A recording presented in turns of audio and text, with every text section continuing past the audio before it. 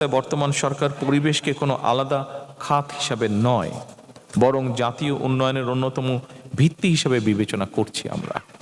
সম্মানিত সকল উপস্থিতিবৃন্দ, জলবায়ু পরিবর্তনের যে অভিঘাত, এটা বোধহয় এখন আর ভবিষ্যতের কোনো আশঙ্কার বিষয় না। জলবায়ু আমরা দেখছি বৃষ্টি হচ্ছে না, আবার হঠাৎ করে বৃষ্টি হচ্ছে সব দিক দিয়ে। আগে যেরকম সুন্দর বর্ষাকালে সুন্দর বৃষ্টি হতো, আজকে কালকে এভরিডে কম বেশি বৃষ্টি হতো, সেভাবে হতো না। কিন্তু এখন দেখছি বৃষ্টি হচ্ছে না, শুকনা অসম্ভব গরম, আবার হঠাৎ করে।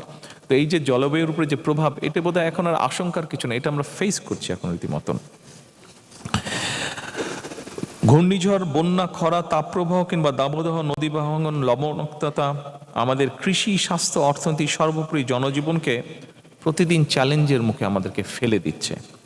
এই বাস্তবতায় বর্তমান সরকার পরিবেশকে কোনো আলাদা খাত হিসাবে নয়, বরং জাতীয় উন্নয়নের অন্যতম ভিত্তি হিসাবে বিবেচনা করছি আমরা।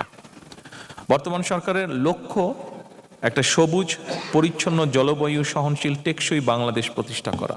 আমার মনে হয় মানুষ হিসাবে এটি বোধহয় শুধু সরকার না, আমি বক্তব্যে বলেছি সরকারের, কিন্তু আমার কাছে মনে হয় এটি মানুষ হিসেবে এই ঘরে যারা বসে আছেন, এর ঘরের বাইরে বহু মানুষ আছেন যারা বিষয়টি রিয়েলাইজ করছেন, এটি বোধহয় আমাদের সকলেরই লক্ষ্য। কারণ যারা এই বিষয়ে কাজ করছেন, আমরা বুঝতে পারছি যে আমরা যদি এখনই বিষয়টিকে অ্যাড্রেস না করি সঠিকভাবে, তাহলে কি ভয়াবহ একটা পরিস্থিতিকে আমরা এগিয়ে যাচ্ছি।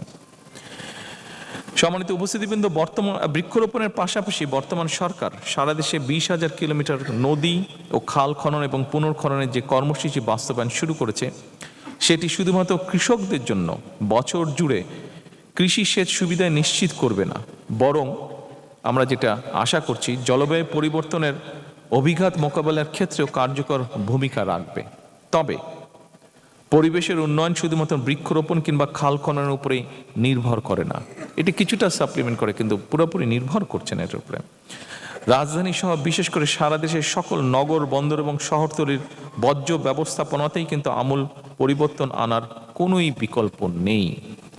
এ ব্যাপারে আপনাদের সকলের যারা আছেন, বিশেষ করে পরিবেশ নিয়ে যারা কাজ করছেন, আপনাদের অসম্ভব সহযোগিতা আমার প্রয়োজন, সরকারের প্রয়োজন।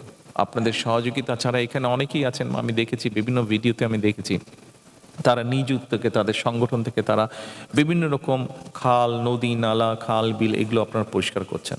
আপনারা যারা করছেন, আপনাদেরকে আমার পরিবেশের জন্য যারা এই কাজগুলো করছেন, আপনাদেরকে ব্যক্তিগতভাবে আন্তরিকভাবে আমি অভিনন্দন এবং শুভেচ্ছা জানাচ্ছি। তবে আপনাদের যেই সাপোর্ট, আপনাদের যেই সহযোগিতা,